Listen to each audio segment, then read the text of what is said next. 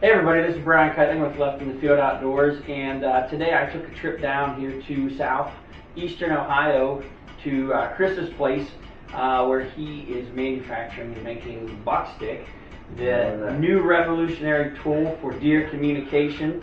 If you haven't heard about it, you're missing out, and you will be hearing a lot about it in the near future because it's really going to take off and take things by storm. So what I'm going to let Chris do is talk a little bit today about all of the products and go through the different things that he has, and then how you can get those things available to you.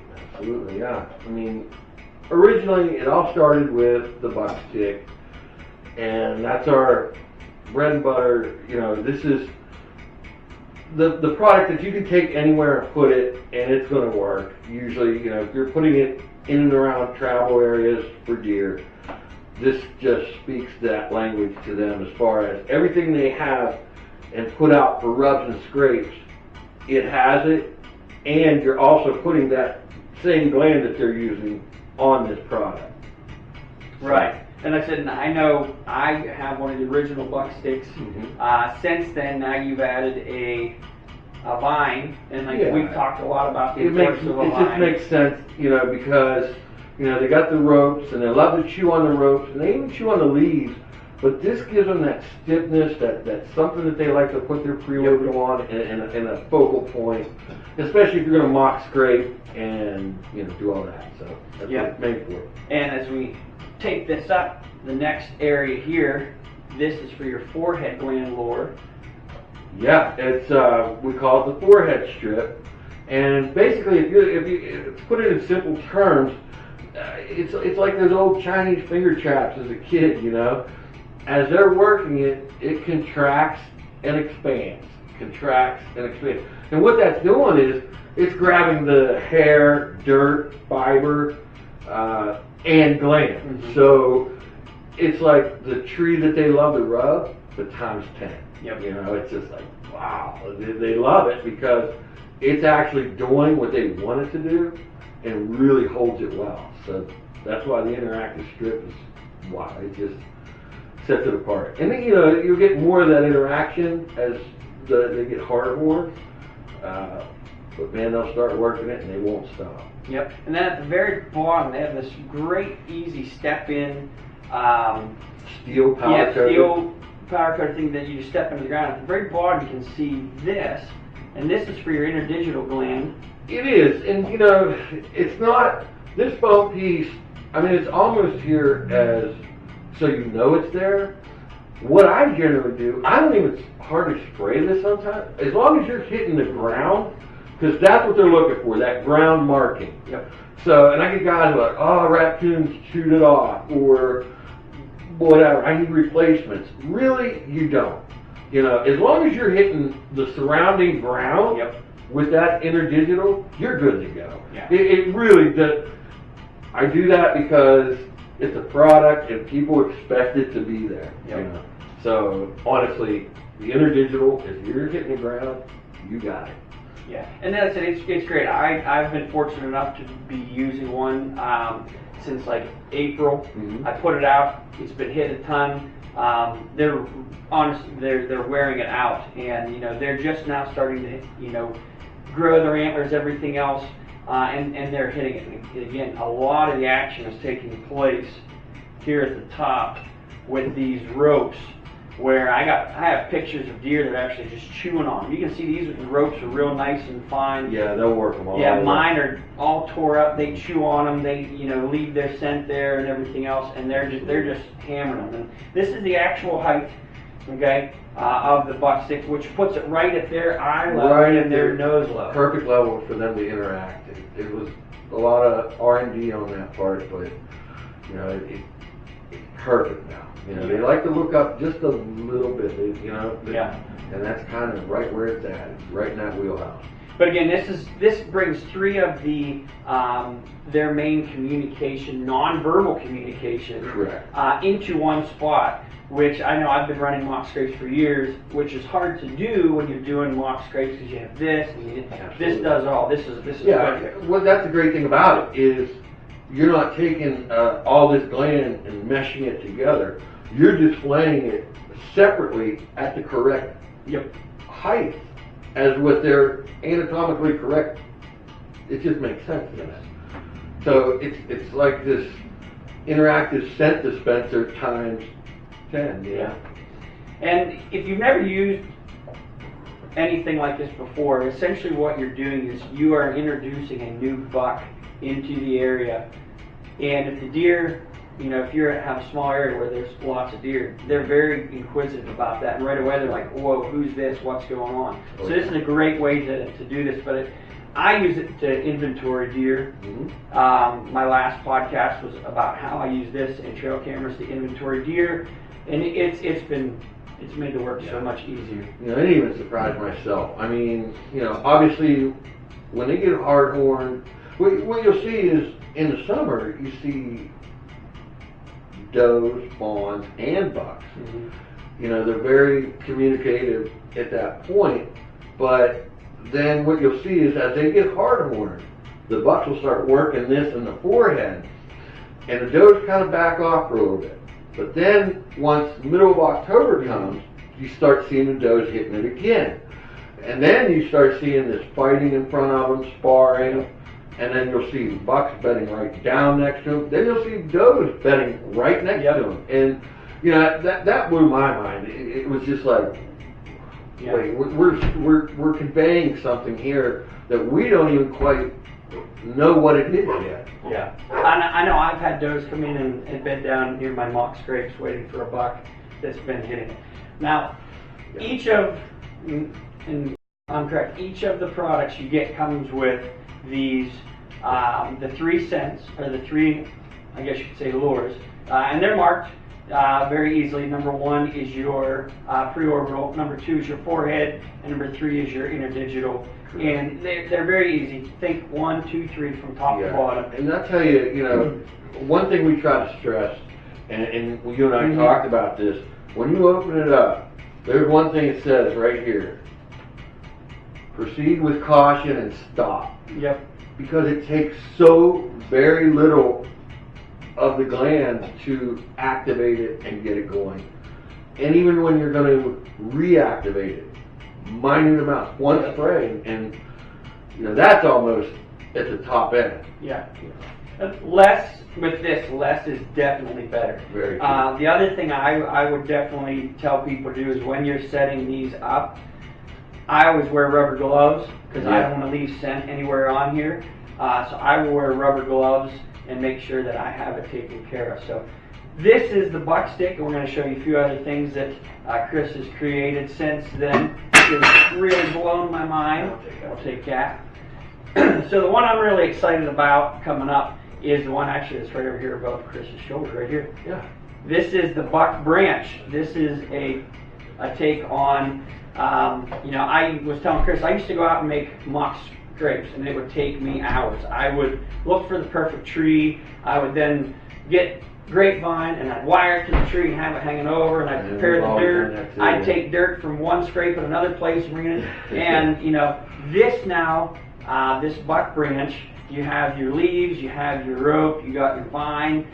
You can take this, and now it comes with an attachment. You put it on the tree, put it about shoulder level, prepare the ground underneath, put your scents on there, and you're ready to go. Yeah, I mean, it's got that horizontal look that they like, and it's got this branch, and just, again, just like the Buckstick, it has all the elements that they need and want to communicate non-verbally through pheromones, all right here in this little conglomeration.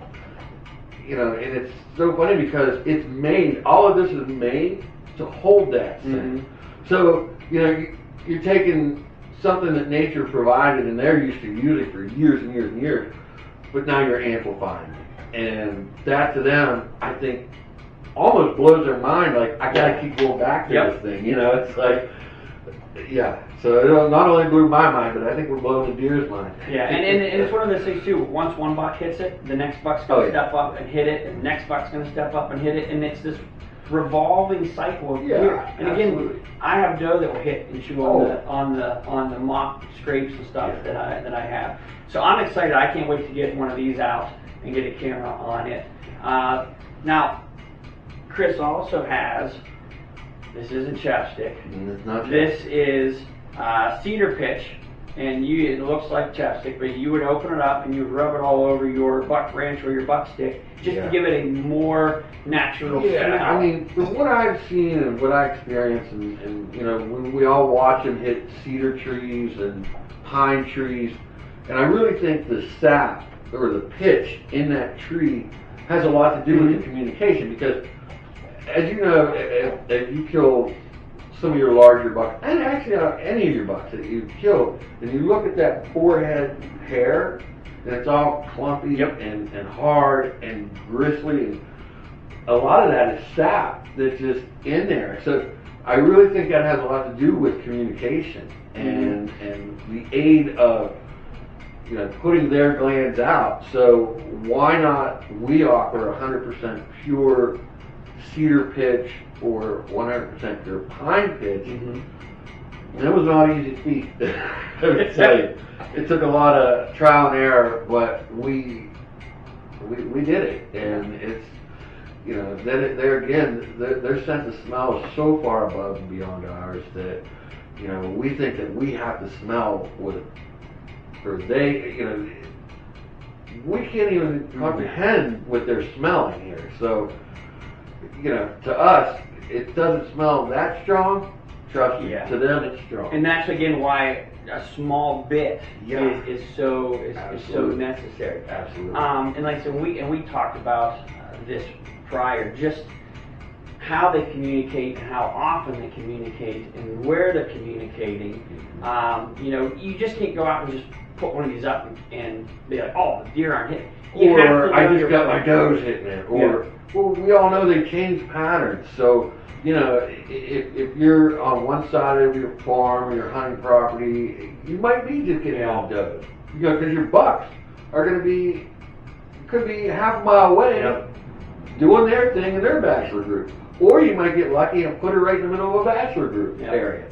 So, and then, and the ebb and flow, and that's always going to change. You know, as far as summer to, you know, as fall comes in and the testosterone comes and the estrogen, and, you know, there's so many factors in that. So I get so many guys who are like, oh, I just got does hitting my thing. I'm like, you know what?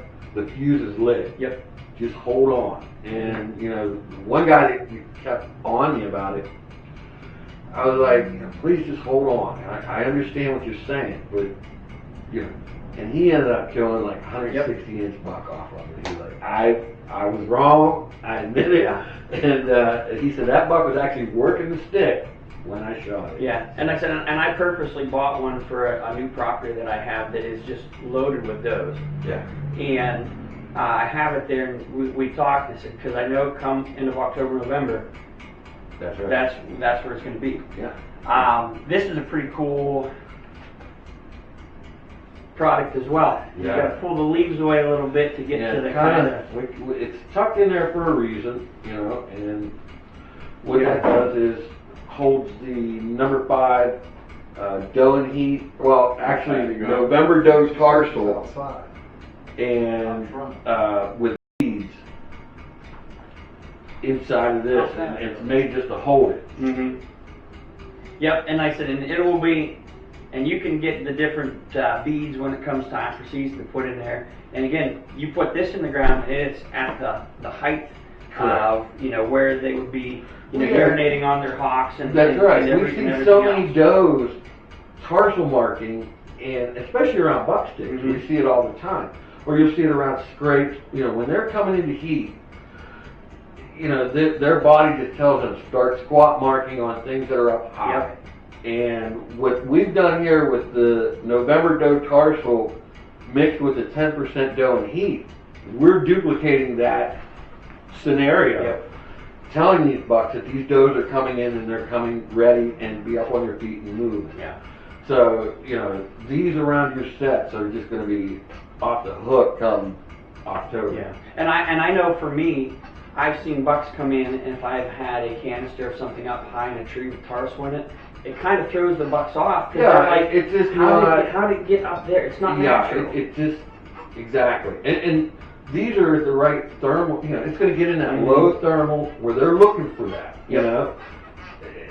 I see somebody got, urine, and you put it in the trees, and you blow it out through vents and barns, and, it's such a small part of the communication process that, we're overseeing the big picture. Yeah, and this is nice because it's tough to say. It's vented, so it can go in whatever direction the wind is going. You don't have to worry about, I got to put it over here, because you can put it wherever you want. So, and it's got the interdigital thing at the bottom. There again, just hit the ground as well. Just get it around. Just get it close. So these are some of the great products that you can find for Buckstick.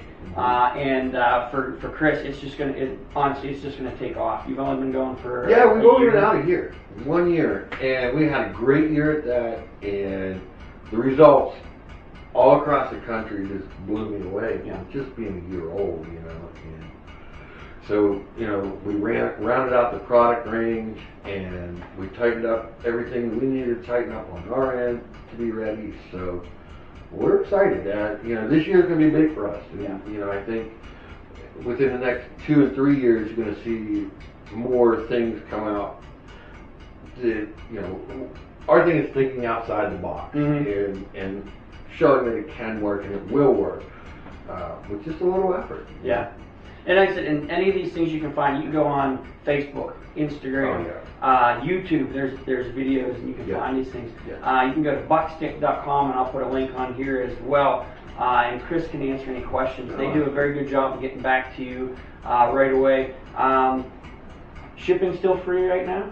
Shipping is not free. Sorry, guys, but that is one of a killer for us. I mean, but you know what we did do? It's only $8 to ship one. So we sometimes lose more than we never gain on shipping. We're actually, most of the time, if we're beyond our 4 states, we're losing. But, to me, I don't want guys, it's so much to ship. Well, I'll tell you, take a tube down to the UPS or U.S. Post and ask how much to ship it. You'll be surprised. Yeah, because like I said, I know for a while they had free shipping, and that was that was in the off season. Sorry, guys. But so you can check these things out. Again, if you don't know anything about using preorbital gland lure or forehead or anything, you got to get on and check it out, because it's just a natural communication that you use. And by any stretch of imagination, it blows usually urines and things away.